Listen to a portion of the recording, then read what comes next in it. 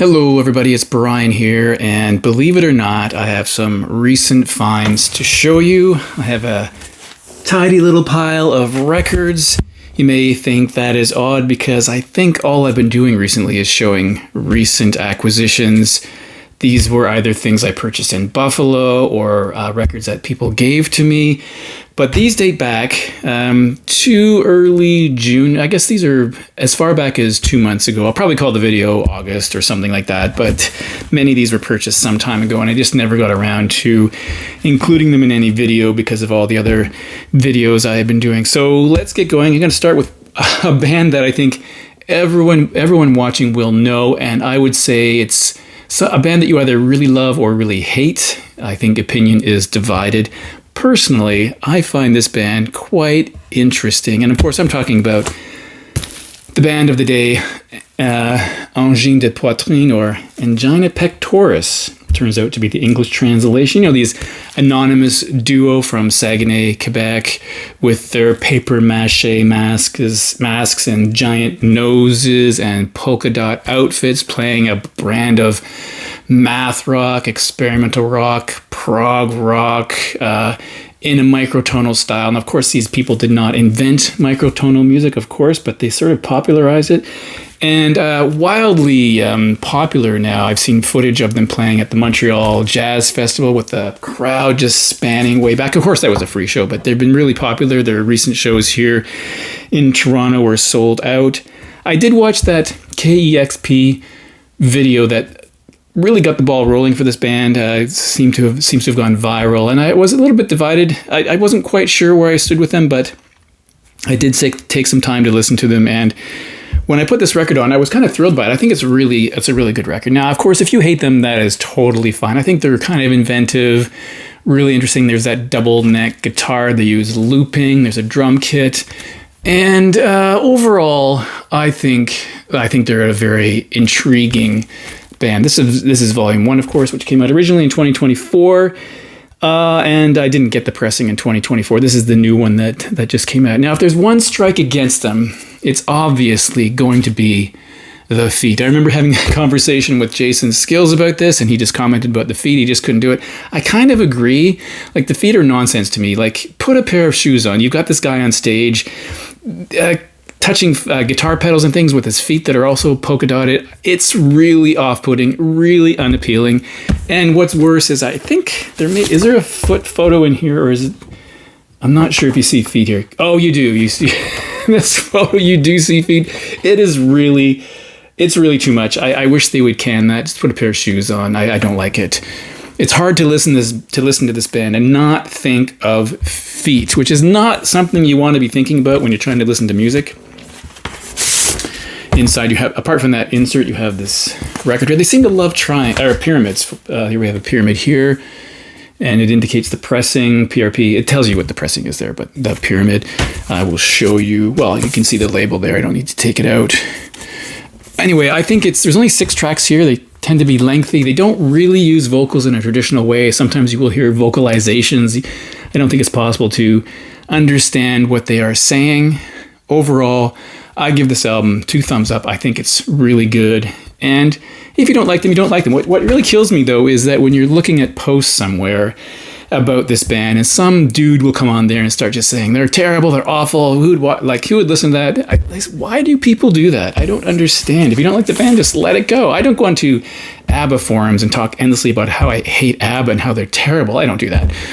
So anyway, that is the first record for today. The second one, no surprise, from 2026 is Angine de Poitrine, Volume 2 with the hot dog. So I can't really say too much about this band that I haven't already said, except to say that perhaps this record is a little bit better than the first one. I do like that drawing, though. Apart from the feet, this is a pretty good drawing. And there's another insert in here. Yes, and if you look closely, you will see some feet. So don't look too closely, because you will be displeased by the show of feet. So I think those are worth having. And I should say, my local store, which is, 500 meters away from me, had this record, both of them, for $39.99. I'm going to talk about prices a little bit today. $39.99. So I went online to other stores that have it and saw prices at $37.99 and $34.99. And then I went to my favorite record store in the city, I've said many times, is Rotate This, $29.99. $10 savings over the store that was closer to me. Why is there a $10 difference in a record in the same city? It doesn't make any sense. All right, next record from, I think this is 2026 as well, 2025, Brian Eno and BD Wolf, and this is called Luminal. Of course, there's Lateral and Liminal as well. I only have Luminal so far because I got a good price on this. The other ones are approaching $60. Come on, $60 for one record. Vocal record. Of course, vocals by BD Wolf, who is a singer, conceptual artist, kind of a fascinating person, much younger than Brian Eno, of course. This is a really peaceful, subtle, calming record with really interesting sounds and I would say ethereal vocals, slow-paced, beautiful. You know, it doesn't have a lot of rhythm and beats. It's just this really peaceful music that washes over you. I think it's quite good. I am interested in picking up the other two. They're not all vocal records, of course, but we will see how that goes. I'm not really willing to pay $60 for a record. I mean, that's past my cutoff, let's be honest. Oh, here's the inner sleeve. Just colors, and this has all the lyrics and credits. So there it is. Luminal, probably upside down. A good record. Of course, you know, I've said many times, I'm a Brian Eno fan, so I don't think he's ever released anything I didn't like. Some things I like more than others, but from his really early art rock kind of experiences to the sort of, you know, ambient stuff and his vocal stuff, I think it's all really great. So I've yet to find a piece of work by Brian Eno that I do not like. So this next one is a 12-inch single that kind of fills a hole in my collection that I didn't even know existed, because I do have two 12-inch singles for this The Uncertain Smile release, but the other two are quite different. One's a promo copy, and one is one that has, what's it called, 3 Orange Kisses from Kazan and one other side B track, I can't remember. This one has, on the flip side, is the definitive edition of Soul Mining, and for some reason this one, I just had never seen it before. This is a UK pressing that I found from 1983, and so I saw that and thought, well, okay, I could use the definitive edition of Soul Mining on the flip side, even though I already have this version of Uncertain Smile on 2 other 12-inch singles, but I couldn't turn that down. I'm a big fan, and I had to buy it. Next, we have a record from 2021, although on the back it says 2020. I think it was recorded in 2020. This is Owen Pallett.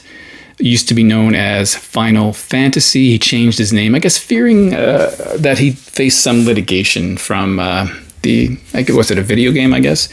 So it's called Island, subtitled 13 songs, and then it says, and 2 bonus tracks. So let me show you the inside here.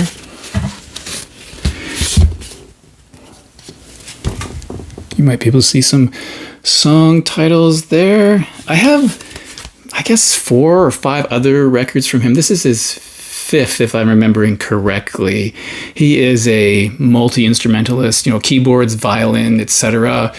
Has done a lot of work with Arcade Fire in terms of string arrangements, was a touring member of their band, worked with a few other notable artists, and of course has put out a series of solo records.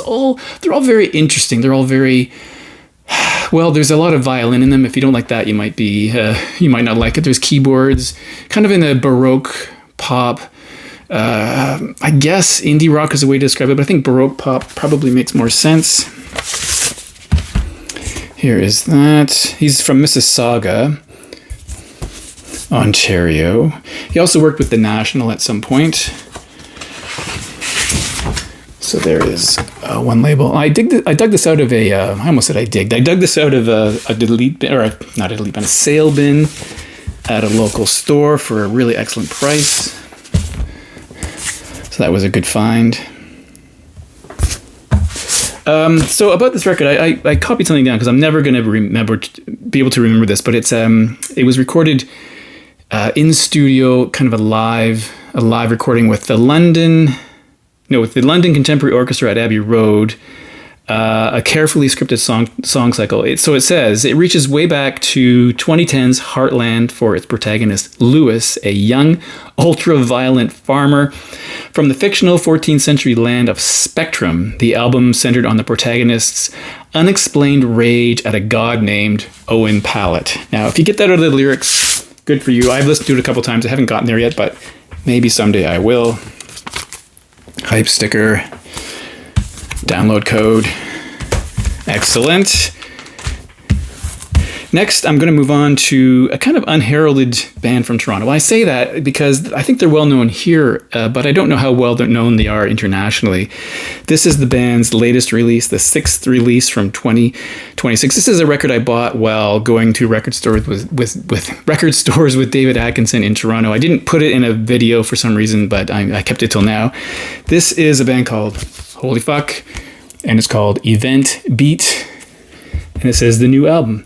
And I'm going to show you the price tag. It's $26.99. That is a reasonable price for a new record, if you ask me. Brian Eno stuff, almost $60. That is insane.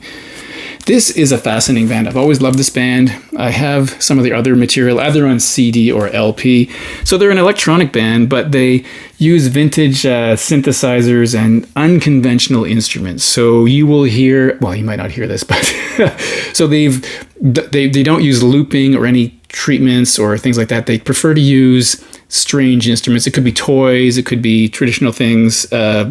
Well, not electronics in terms of laptops and things, is my understanding. So they'll use a 35 millimeter film projector to make sounds, etc. Here is the inner for this. So sound effects without laptops, in other words, is what I was trying to say. So creating the equivalent of modern electronic music without the trappings of modern electronic music. It might be another way to say it. And I'll show you the record here because it's on this lovely red vinyl. And this is a trip. This is fantastic. I loved every minute of this record. I think it's really great. In that, if you're interested in that electronic kind of sound, I think it's really cool. All right, so that's cool. Did I show you the back? Yes, I think I did. 11 tracks. Very good. Next is a record that took a long time to get a reissue. This was released in 1992, and it's been available on compact disc over the years and obviously digital, but it took until 2026 for an official reissue, and that is the Smiths' Best #1. And again, I did the usual searching around and was able to find this at, I think the first time I saw it was around $45, and I managed to get it for like $35. Again, different record stores in Toronto, so I was quite impressed by that. But again, why is there such a huge variance in prices? Do people not think you look around? Anyway, The Best of the Smiths, Part 1. Songs are not in any sort of chronological order because you have This Charming Man, which is an early single, but pretty soon you have Stop Me If You Think You've Heard This One Before, which was quite a later one. That's it. There is nothing in here. There's no download code. There's no inner sleeve. Well, there's an inner sleeve. There's no printed inner sleeve. There's no notes. Just this, which is fine. It sounds okay. It's not an audio file recording, I don't think. It sounds fine. It's just, it is what it is. So I wish they had done something special with this, just sort of made maybe an insert or something, or maybe doubled this with perhaps this record and maybe done something extra. This is #2, Best #2, with the tracks. And of course, you might not know this, or maybe you do know this. These images, this is taken from one image. So if you line them up here, you get the whole deal. If I did that correctly, it's from one photograph. So this takes you through everything, I guess. Best, I guess that's not necessarily singles, it's just best, whatever that means. But I've been living my life without these for forever, and I thought maybe now is the time to get them, because who knows when they'll ever be in print again. In 1992, I was still buying records in 1992, but I think mostly used products. I did buy some new stuff over the years, but in 1992, I wasn't even aware that this came out. I knew about it later, so that is good to have for my Smiths collection. So that is it for today. Thanks for watching, and I guess next week I'm going to dig back into, as I've threatened before, my list of the top 200, my top 200 favorite songs of all time from Canada. As I've mentioned, I have 110 songs left, but we'll get to that. And There will be a track from this band on there, but I'm not going to tell you what track that is. Not that album, though, different album. Anyway, thanks for watching, and I'll see you in the next video.